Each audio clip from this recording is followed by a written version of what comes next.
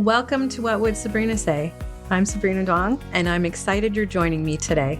In this podcast, I dive into mental health topics on relationships and overall well-being. With over 20 years of experience as a licensed clinical social worker, I share insights and invite expert guests who are passionate about making a positive difference. I started this podcast because I was frustrated with the often misleading or recycled information in social media involving self-help and the mental health field. My goal is to provide you with genuine, useful content that's educational and informative. Thanks for tuning in. I hope you find our conversations both enlightening and empowering. I'm glad you're here. Hi, and welcome to What Would Sabrina Say? I'm your host, Sabrina Dong, and today we have joining with us Maverick, Joyce, MSW. Thanks so much, Maverick, for joining us today. Thanks for having me. Yeah, so if you'd like to share a bit about yourself in terms of your areas of expertise in your profession and what it is that you do, and excited to jump in the topic about neurodivergence and understanding a bit more on autism and ADHD diagnosis. Yeah, so I have a background in social work and I'm a therapist and also a coach. I kind of offer my services in a couple different ways, just because like the limitations that therapy can have, and we can get into that. But I do intensive work, which is like 1, 2, and 3 day intensives, specifically for the autistic experience in a way that's very affirming and not pathologizing, because there's a lot of most therapy is kind of centered on deficit, pathology, and damage. And then the other offering that I have are 6-month coaching programs for rejection, sensitive dysphoria that are, again, like desire-based, neurodivergent affirming, and really, instead of focusing on pain and damage, really looks at the root core of RSD and how very thing sensitivity, for example, that led to RSD developing in combination with external circumstances, those very sensitivities can actually be used as gifts and strengths in your life. What a great way to explain it, how there can actually be strengths and gifts, right? We're always feeling out of place or not like everyone else. And there's so many ways to utilize our strengths. And so wondering if we can touch on diagnosis or labels. Sometimes they're helpful, right, in the day-to-day in terms of maybe support for work or at school, but always great to talk to someone about pros and cons around that. So I was wondering if you could touch on, the diagnosis for ADHD or autism. Yeah, I mean, so the benefit is that it gives you structural and systemic like legitimacy, like according to their kind of rules and framework. So, like if you have a very official job or a corporate job or a government job, having those accommodations or having those diagnoses allows you to ask for accommodations that cannot be denied. Self-diagnosis is always welcome within the autistic community and ADHD community. I call it self-determination, though, just because of the way diagnosis has been pathologized, even though that wasn't the original meaning of the word. So if you self-determine, you can always advocate for accommodations, but a lot of people like the protection, the official protection that a diagnosis gives you. And also, if you're going to apply for disability, like you need an official diagnosis through a neuropsych evaluation, and it usually has to come from a psychiatrist or a psychologist. So what are some typical symptoms that bring a person to a doctor or a therapist, would you say? Well, I would say executive functioning, which is the ability to manage and working memory. Those go together. The ability to keep something in your mind and hold it there. Like waitresses use a lot of working memory because they have to remember, oh, that table wanted this, that table wanted that, that table wanted that. And so we use that in our daily life too when we're organizing tasks. And that's where executive functioning comes in, where it's keeping all these things in mind and organizing them. So usually struggles in that. And struggles that can bring up a lot of shame for people, even though it makes total sense that these are struggles when you have either ADHD or you're autistic, but things just like remembering to brush your teeth, remembering to feed yourself, doing all those things, and then all the responsibilities that life asks of you, the household tasks like laundry and keeping your space clean and organized. So that's a really big one, is the executive functioning and the working memory and the overwhelm that can cause, the sort of like freeze response that comes up when you have to make decisions like, do I wash the laundry or the dishes? Do I do my homework or do I take a shower? All of these things that can lead to what's called decision paralysis, which is kind of like the freezing up of because you're so overwhelmed by these different tasks and you don't know where to start. So things like that are often what brings a person in. Great. I was wondering if we could touch on symptoms that perhaps look different Mhm. for Yeah. women sometimes involving ADHD, what that looks like. Yeah. So there's a lot of masking that often happens with women or trans and non-binary folk, just because when you are socialized female in any way, you really get a lot of messaging about being cooperative, making yourself small, what's too much. There's a lot of implicit and subtle messaging, and sometimes it's overt for some people, but there's just a lot of messaging around the ways you need to shrink yourself. And so there's usually a lot of masking. So a lot of times, adult women who are diagnosed later in life, they'll have had experiences where ADHD was written off as a possible diagnosis because they got good grades or they were high achievers. And that's a bit of a misnomer because they're compensating. So they're working twice as hard, three times as hard to achieve the same thing that their peers are achieving, but at half or a third of the energy cost. So there's a lot of assumptions and discrimination when it comes to what ADHD looks like in women. And also, hormones can really affect the way that it manifests.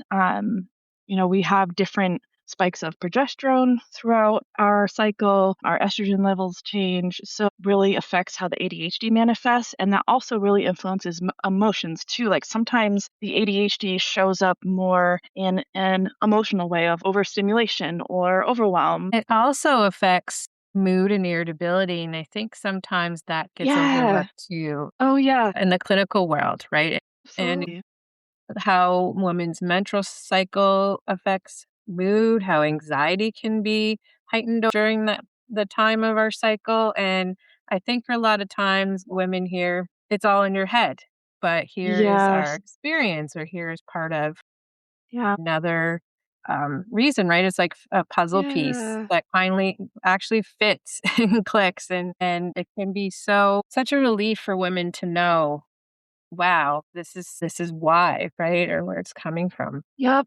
And that actually makes me think about I've had a number of people who were misdiagnosed their entire life with depression. And actually, it turns out it's ADHD, like the kind of the shutdown and overwhelm that can happen when you experience ADHD can lead to it being misinterpreted as depression because the DSM, all of those things, they're very subjective experiences that happen on the inside of our bodies, but you have someone from the outside looking at your behaviors and judging your behaviors and then trying to assign diagnosis to it. Diagnosing from the outside in will just never be as effective as diagnosing from the inside out. Right. So there's a lot of focus on behaviors, especially for Yeah. autism, and support like IBI or ABA. It's always focusing on routine. Only recently now are you hearing more about, like you said, it being an internalized experience, Yeah. exploring with the person how they're experiencing their world and what maybe goals Yeah. are. So I've always said that it's really ironic that they call the autistic experience rigid because if you look at the way they define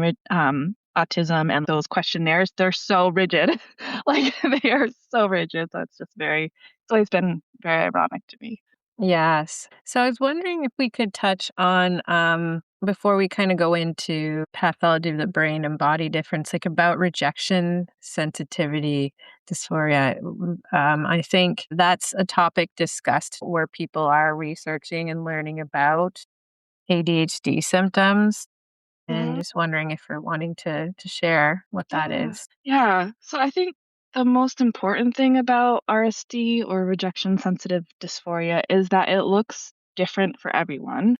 It is experienced differently by every person, and it's really complex. I always say the RSD is intersectional because intersectionality is about complexity, social inequality, relationality, social justice. It's about all of these different interlocking components, and that is exactly what RSD is. If you grow up in a family where there's neurocultural mismatching, and I use that like as an adaptation of Dr. Stephanie Freiberg's work on cultural matching and with Indigenous children and in the school system, because neurodivergent children experience something really different. Like there isn't a lot of room in schools for bio neurodiversity. It's very rigid, it's very structured, it's very stay in your seat. And what is taught is it's a very big focus on like academics, not necessarily like authenticity for the child. So a lot of neurodivergent children, especially ADHDers and autistic kids, will really experience this neurocultural mismatching where they are getting all these subtle cues and messages from the environment where they're basically being told it's not okay for you to embody your brain, like embody your brain body here. It's not okay for you to be who you are. You have to act this way, otherwise you'll get these consequences. And if you act this way, we'll actually reward you for like, not being who you are. So it's so subtle of so subtle, the messaging. That experience alone can lead to rejection sensitive dysphoria. And that experience is like it's this intense, like whole body, visceral, emotional reaction that a person gets when it can just be like perceiving rejection or adjacent to rejection, or it can be actually experiencing rejection. But like, for example, someone setting a boundary, just saying like, I'm really tired after work tonight and I don't want to hang out. That could be perceived as rejection and set off this whole body visceral experience that kind of spirals downward. It's basically an emotional flashback. Yeah, it's definitely taught at such a young age of how you should behave and expectations, and can really affect self-esteem when you feel like you don't fit or don't fit in, and then energy that it takes up, right, to Yeah. again meet those certain school or academic standards. And then what does rejection sensitivity maybe show up as or look like in adulthood? Yeah, it shows up in so many little ways, but definitely any place where there's a relationship. It could look like anytime you're getting feedback, it feels really personal. It feels like you did something wrong, there's something wrong with you. Those are kind of the internal core beliefs that are there that formed, which I can never do anything right. I always do things wrong. I'll never fit in. Whenever you get feedback, it'll like ping on that. And that could come up anywhere. You're at work, you get feedback about a project, or maybe your coworkers go to lunch without you, and then that can trigger that experience within your body, especially in romantic relationships. Just like having your partner, if they're giving you feedback like, I don't have the energy to do XYZ with you today, those are all things that can trigger that. Right. So noticing those triggers in the Yeah. environment and where that's coming from. Yeah. And therapy can be very helpful to find ways to cope and noticing what those triggers are. Yeah. I wonder if we can touch on pathology of the brain and body differences. We sort of talked about how the Diagnostic Statistic Manual is a pretty cookie cutter, Yeah. very defined way of describing characteristics, but people have their own internalized experiences. And Yeah. then there's the whole brain and body connection. Yeah, yeah, absolutely. So the DSM really pathologizes human experiences if they deviate from this norm. Well, the neurodiversity paradigm, which is like is about making space for all brain bodies to exist, and the people who are developing this framework, neuronormativity has been born out of that movement of people to describe the implicit assumption that drives the DSM, which is that there is a normal normative brain body that exists. If you aren't that brain body and you can't meet that level of functioning, then you have a disorder. And so that's what the DSM is this book of disorders because you aren't like neuronormative in that way. And so it really takes different neurotypes and pathologizes them, like really problematizes the human existence instead of making space for difference to exist and looking at mental health through the lens, perspective, and framework of like, where are you in harmony and balance with yourself? And um, and when you're out of harmony and balance with yourself, how do you get yourself back into harmony and balance with yourself? It's a very different way to conceptualize mental health. Yeah, it's a very different way. And that's the neurodiversity paradigm is more what is in harmony and balance for you that is also in harmony and balance for the world. Not like, how can we get you better so that you're functioning in this way where you work like 40 hours a week and blah, blah, blah, blah, blah. Right. So we're learning that there are frameworks to better understand and meet people where they're at with their own goals versus this is Yeah. what it should look like or what you should be Right. doing. And who's to say it's right? Who Yeah. say it's right to work 40 hours Yeah. a week and It's very grind and subjective. Yeah. Yeah.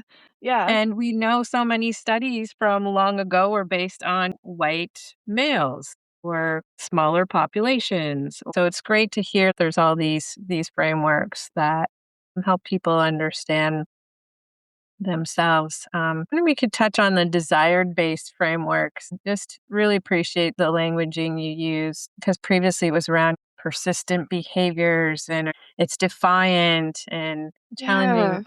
Yeah. And so, yeah, if you could explain about that. Yeah. So that is a term that comes from Dr. Eve Tuck's work. She wrote this like open letter to the research community about using desire-based frameworks within research. And that's really something that I use within like my practice as a coach and a therapist.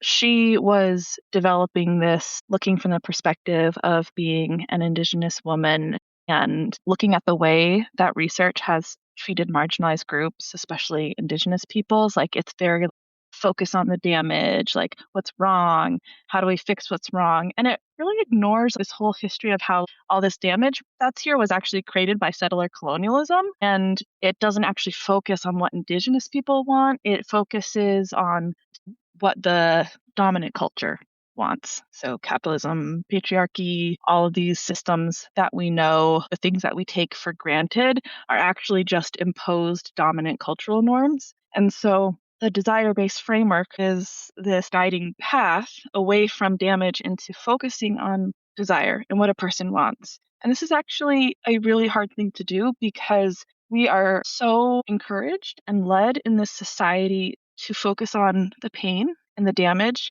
and what's wrong in life and lack. Scarcity mindset is so abundant, right? Because we're taught to focus on what's wrong and damage. We're not taught to focus on imagination, creation, and desire. But when we actually start to learn what yes feels like in our body and what desire feels like in our body, then we actually start to get more clarity and we start to engage with our problems, our pain in a different way, our damage, because this pain's valid, but our quote unquote damage, because again, that's subjective, in a different way because we know what our actual like soul's truth and desire is. It can be a hard thing to describe because when you go through it, you see it from the other side. But before you've gone through that transformation of understanding what yes feels like in your body, it's hard to conceptualize it from like this part of just being like sort of ingrained into your socio-cultural conditioning as we all are when we're born. Yeah.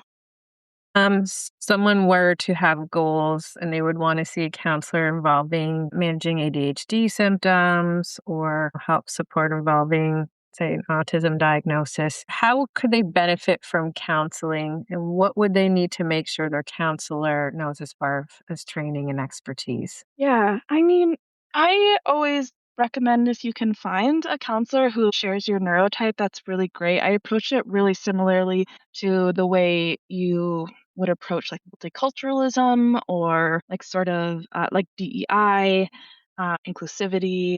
And so I recommend for people if they can find if they're ADHD or suspect they're ADHD, try and find a therapist who also has ADHD. If you're autistic, try to find a therapist who's also autistic. If you can't, then look for someone who is neuroaffirming. And if they're neuroaffirming, then they're not going to see your neurotype as a deficit or a disorder. They're going to see the society and the environment as the disorder, and they're going to support you in being your most authentic, embodied self and finding a way to make that work within the disordered environment. So I think really the thing you want to look for is the gaze, like where's the gaze?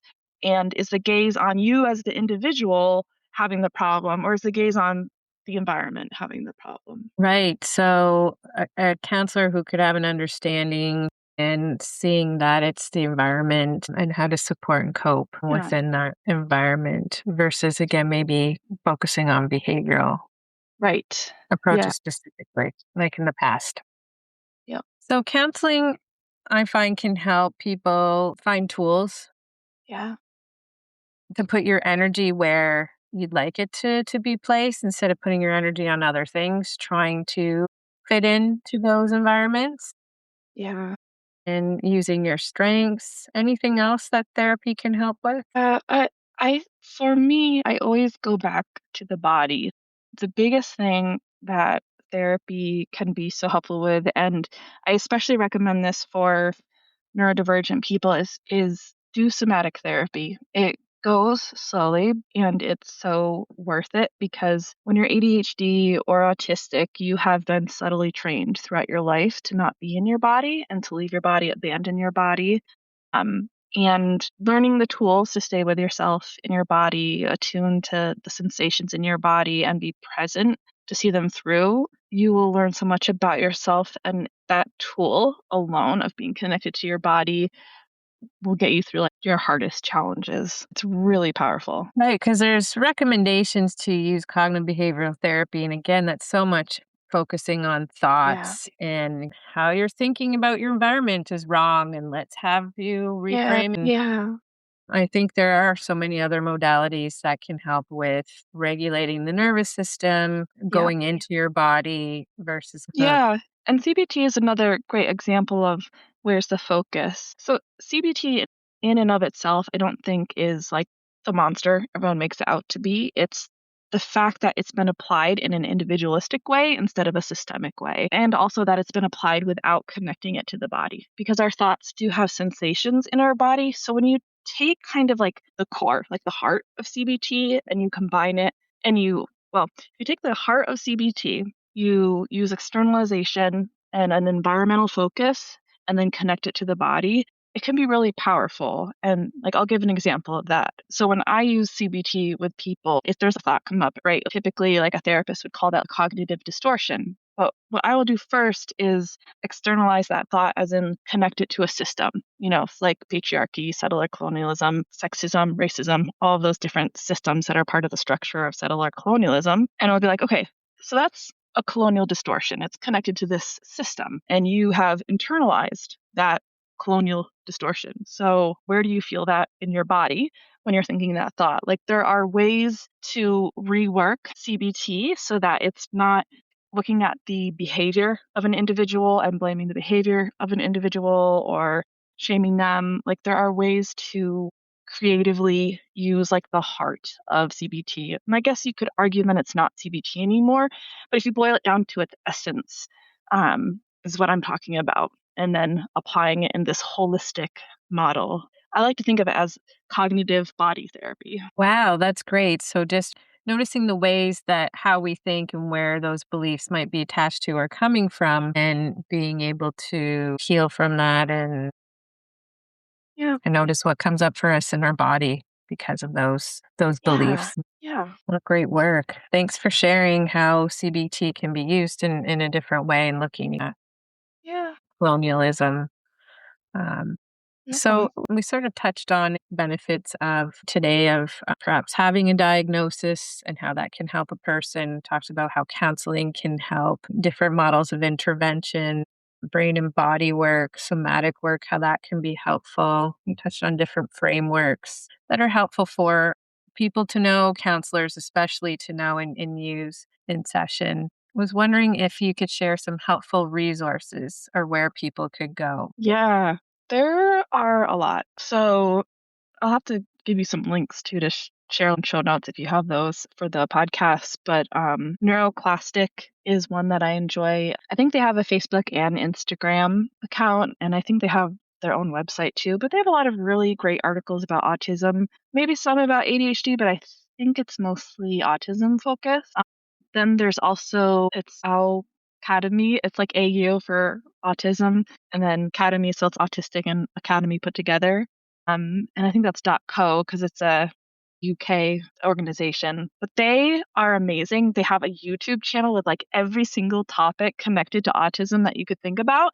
And they have just this expansive website with different definitions of different terms and what it's like to be autistic and support and resources. So that's also a really amazing website. And then again, for autism, there is NeuroQueer, and that's Dr. Nick Walker, and she just has so many different articles about autism and really looking at autism from the inside out because she is also autistic, and then just so many different essays about like embodiment and autism, um, and really offering a fresh new perspective that isn't all about autism being pathologized and problematized, rather being affirming.